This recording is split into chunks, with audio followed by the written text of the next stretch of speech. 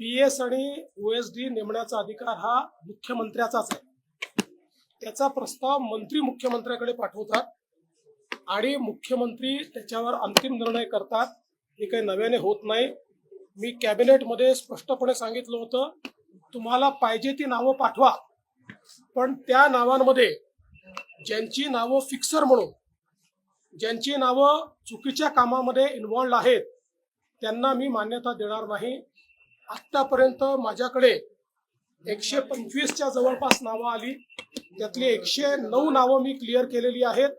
उर्वरित नावं मी क्लिअर केली नाहीत, कारण कुठल्या ना कुठला आरोप त्यांच्यावर आहे, कुठली ना कुठली चौकशी चाललेली आहे, किंवा मंत्रालयामध्ये त्यांच्याबद्दल परसेप्शन हे फिक्सरचं आहे। कोणी नाराज झालं तरीही मी अशाला मान्यता देणार नाही।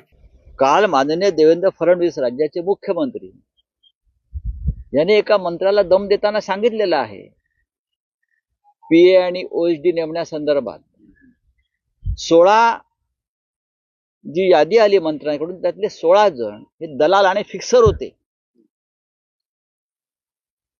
16 जण दलाल आणि फिक्सर होते। माझं मुख्यमंत्र्यांना किंवा राज्याच्या मुख्य सचिवांना आव्हान आहे, कोणत्या मंत्र्याने आपला ओएसडी किंवा पीए म्हणून अशा फिक्सरची नावं पाठवली ती तुम्ही जाहीर करा। महाराष्ट्राच्या हितासाठी, in the interest of state, in the interest of public, की हे कोण फिक्सर आहेत आणि या फिक्सर किंवा दलाल पीए यांची जी नावं पाठवली, माझ्या माहितीप्रमाणे हे सर्व मंत्री हे शिंदे गटाचे आहेत, म्हणजे अमित शहाच्या पक्षाचे आहेत, हे त्यांच्याच पक्षाचे आहेत। शिंदेचा पक्ष हा अमित शहाचा पक्ष आहे। हे सगळे फिक्सरची जी नावं आहेत ही शिंदे गटाकडून, मंत्र्यांकडून गेलेली सगळं।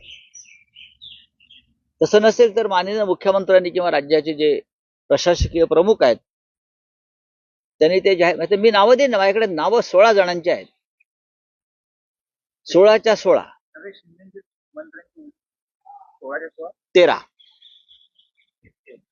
13 शिंद्यांचे आहेत आणि उरलेले जे आहेत ते अजित पवार गटाचे।